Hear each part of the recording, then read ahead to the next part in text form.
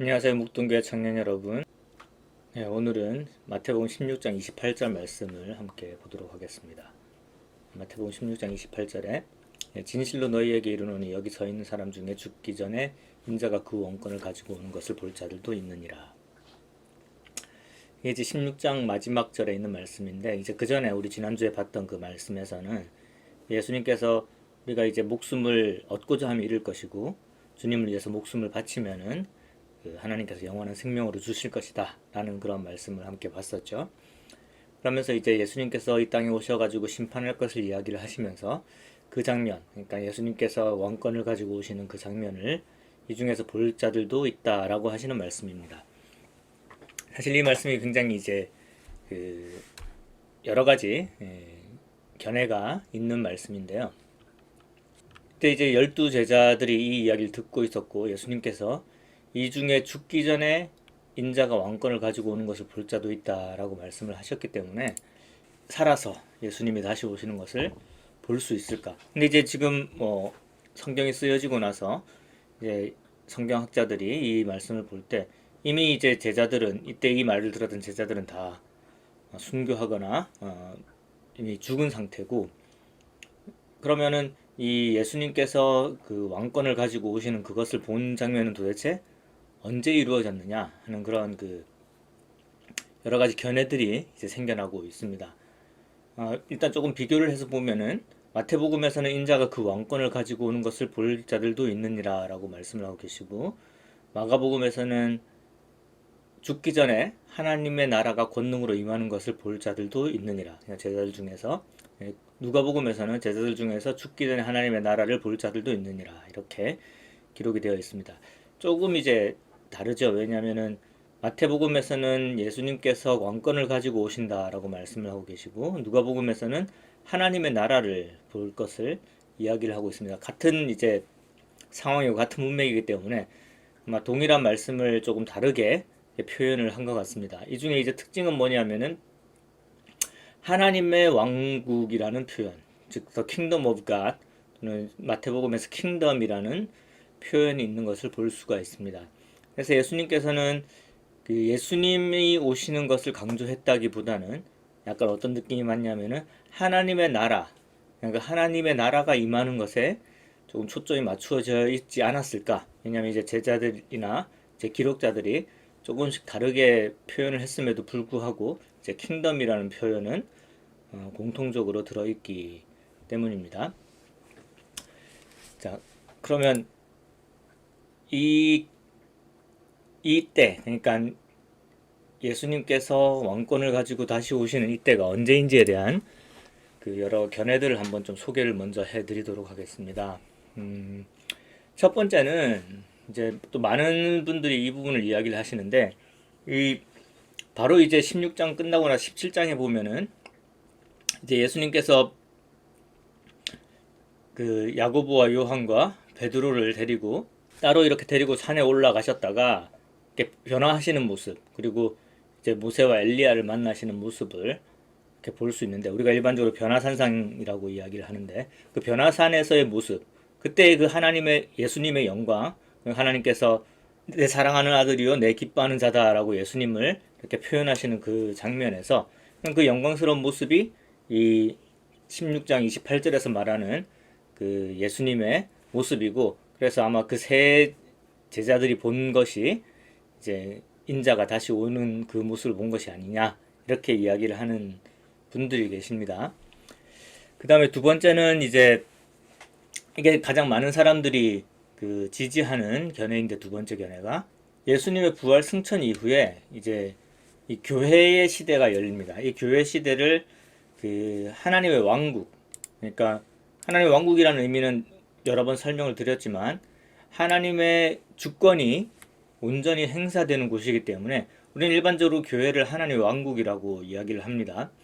그래서 예수님이 부활하시고 그다음에 승천하신 다음에 이제 성령님이 오셔서 그 교회를 다스리시고 그 교회 안에서 하나님의 왕국이 이루어진 것을 보았을 때에 이제 마태복음 16장 28절에서 말하는 그 모습, 즉 예수님이 이제 왕권을 가지고 오시는 모습, 그리고 누가복음에서 표현하고 있는 하나님의 왕국을 본 것이다라고 볼 수가 있겠죠. 그래서 이번의 견해에 이렇게 사람들이 동의하는 경우가 많은 것은 이제 일반적으로 예수님께서 이들 중에 여러 명, 그러니까 복수로 말씀하셨죠. 여러 명, 데이. 그러니까 여러 명이 예수님께서 왕권을 가지고 오는 것을 볼 것이다 라고 이야기를 하셨기 때문에 아마 이번이 가장 그 설득력 있는 견해가 아닌가 이렇게 생각을 합니다. 그 다음에 이제 또 마지막 견해가 있는데, 요한계시록이 쓰여질 당시에 이제 요한이 어떻게 표현하고 있냐면 내가 보니라는 표현을 많이 사용을 하고 있죠. 그러니까 요한은 예수님께서 이제 온전히 그 심판자, 재판장의 권세를 가지고 이제 보좌에 앉으신 예수님께서 이 땅을 온전히 다스리는 모습을 실질적으로 이제 뭐 그게 환상을 통해서든 비전을 통해서든지 간에 이 요한이 목격을 했습니다. 그래서 예수님께서 그 왕권을 가지고 오는 것을 볼 자라고 했었을 때에 이것이 요한을 가리키는 것이다라고 이야기할 때에 가장 이제 적합한 표현이 될 수가 있겠죠. 그러니까 요한이 실질적으로 그 앞으로 있을 일을 보면서 그것을 보았을 때에 예수님께서 정말 그 온전한 전 세계를 다스리는 온전한 권능을 가지고 이 땅에 임하시는 그런 모습들이 묘사가 되고 있기 때문에 가장 그 문자적으로 봤을 때 마태복음 16장 28절이 이루어지는 것이 요한을 통해서 이루어지는 것이 아니냐, 요한계시록에 있는 그 장면들을 통해서 그렇게 볼 수가 있습니다. 그래서 저 같은 경우에도 2번과 3번이 둘 다 어느 정도 설득력이 있다라고 생각을 하고 있는데, 일단 하나님의 왕국에 초점을 맞춘다면은 2번이 설득력이 있고요. 그 다음에 예수님의 그 권능에 초점을 맞춘다면은 이제 3번이 설득력이 있습니다.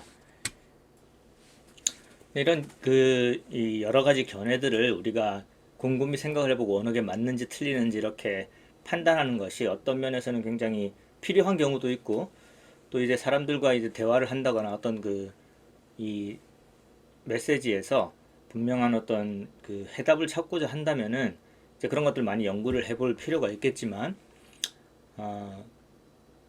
제가 이제 우리 청년들한테 드리고 싶은 말씀은 항상 이제 성경을 읽을 때는 조금 그 난해한 구절이 있고 잘 여러 사람들의 견해가 달라지는 그런 구절들이 있을 때에 가장 먼저 생각을 해봐야 되는 것은 문맥 속에서 어떻게 해석이 되어질 수 있는 것인지. 좀 더 구체적으로 이야기를 하자면 예수님께서 지금 이 제자들한테 말씀을 하시는데 그 제자들이 지금 뭐 연구를 하고 있는 입장이 아니잖아요. 그냥 예수님의 말씀을 그냥 자연스럽게 듣고 있는 입장에서 예수님께서 이걸 굉장히 심각하게 연구를 해봐야지 이해할 수 있는 그런 말씀으로 하시지는 않으셨을 거다라는 거죠. 그러면은 예수님은 어떤 의미로 이것을 이야기를 하셨을까라는 것들을 생각을 해볼 필요가 있죠. 그래서 이제 문맥을 다시 한번 생각을 해보자면 우리가 지난주에 봤을 때에 이 예수님께서 십자가를 지고 죽으셨던 것처럼 우리들도 우리들의 이 땅에 태어난 그런 임무들을 다하기 위해서 우리는 뭐 내가 하고 싶고 쉬운 것만 할 것이 아니라 사실은 나의 목숨을 버리는, 그러니까 내가 하고 싶은 것들을 버리고 나의 자아를 버리고 또 희생하는 그러한 그 삶을 살았을 때에 예수님께서 다시 오셨을 때에 그 다음에 각 사람이 행한 대로 갚을 것이다. 그러니까 우리의 삶에 대해서 갚을 것이다. 뭐로 갚는다고 그랬죠? 영원한 영생으로, 생명으로 이렇게 갚아줄 것이다 라는 말씀을 하신 것입니다.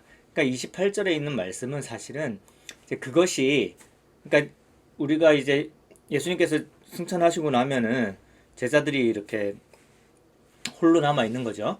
그래서 그런 홀로 남아 있는 상황에서 제자들끼리 남아 있고 예수님은 없는 상황에서 정말 예수님이 오실까?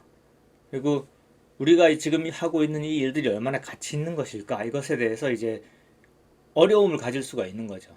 의심을 할 수가 있는 것이고, 근데 그것이 그냥 예수님께서 너네들한테, 이 제자들한테 그냥 뭐 야, 열심히 해 그러면 돼 이런 식으로 말씀하신 것이 아니라 근데 구체적이다라는 거예요. 뭐냐면은 예수님의 그 나타나심은, 예수님이 다시 오시는 것은 그냥 전설 속의 이야기가 아니라 실제로 이루어질 일이다라는 거예요. 그러면 이게 그냥 위로하기 위해서 그냥 전해지는 그런 이야기와 실제로 일어날 이야기는 굉장히 다른 거죠. 왜냐하면은 우리가 받아야 될 것들, 그 영생을 그것을 믿고 우리가 목숨을 버리는 거거든요. 그러면 이 목숨을 버려가면서 예수님을 따르고 하나님이 원하시는 일을 한다는 것은 분명한 약속을 기반을 하고 있어야 되는 것이죠. 그래서 예수님께서 그렇게 말씀하신 거예요. 내가 지금 다시 온다고 하는 이야기는 그냥 없을 이야기 또는 뭐 사람들한테 계속해서 전해져야 될 그런 전설 같은 그런 이야기가 아니라 정말로 지금 이 말씀을 순종하는 너희들이 실질적으로 목격하게 되고 보게 될 그런 중요한 이벤트고 사실이다라는 것을 말씀을 하시는 거예요. 그래서 이제 그 베드로 후서에 보시면은 베드로가 이런 기록을 합니다. 우리 주 예수 그리스도의 능력과 강림하심을 너에게 알게 한 것이 교묘히 만든 이야기를 따른 것이 아니요 우리는 그의 크신 위엄을 친히 본 자라. 이게 이제 베드로의 간증이거든요. 그러니까 베드로는 예수님이 부활하시고 그 다음에 그 교회가 이루어지는 그 사건들을 보면서 그 예수님의 능력, 권능 그리고 예수님이 오시는 것을 이렇게 몸소 체험을 하고 있는 거죠. 그러니까 예수님의 약속들이 그냥 예수님의 말 속에 들어있는 것이 아니라 자신의 삶을 통해서 실질적으로 이루어지고 있고 겪은 것이고 그것이 또 앞으로 실질적으로 이루어질 것을 말씀을 하고 있거든요. 그러니까 이 베드로 후서에서 하시는 말씀과 사실 예수님께서 그 마태복음 16장 28절에서 하시는 말씀은 동일한 거예요.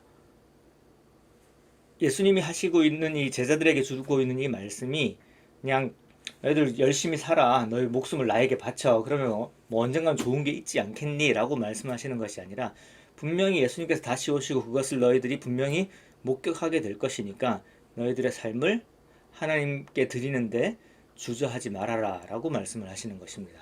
그래서 우리 묵동교 청년들도 사실 이제 이 말씀이 우리에게는 더욱더 이루어질 가능성이 높아졌죠. 사람들이 인정하든 인정하지 않든 이 세상의 여러 가지 모습들이 예수님이 곧 다시 오실 것을 증거하고 있는 성경에 있는 예언들이 이루어지고 있는 것들을 우리가 많이 이렇게 보게 되잖아요. 뭐 역병들이 생기고 전쟁이 일어나고 또 여러 가지 자연 재해들이 일어나고 있고 그리고 이제 실질적으로 복음이 전 세계에 전파되었고 믿을 사람들에게는 복음이 전해지고는 있지만 또한 여전히 그 핍박하는 모습들이 이렇게 벌어지고 있고 여기서 이제 정말 뭐 적그리스도가 나타난다든지 하게 되면은 주님이 오실 날이 정말로 이제 임박했다라는 것을 우리가 알 수 있는 거거든요. 그렇기 때문에 우리들은 이 예수님께서 16장에 하신 말씀대로 우리의 십자가를 지고 주님을 따르는 일을 게을리해서는 안 되고 그것을 그냥 성경에 이렇게 적혀 있어가 아니라 예수님께서 분명히 하신 약속이고 그것을 우리가 볼 수 있을 것이다. 그 예수님이 그 영광 중에 이 하나님의 나라의 모든 권세를 가지고 이 땅에 오실 것을 우리가 볼 수 있을 것이다. 그때까지 열심히 하자라는 그런 그 마음가짐으로 이렇게 생활할 수 있으면 좋겠다라는 생각을 가져봅니다. 감사합니다.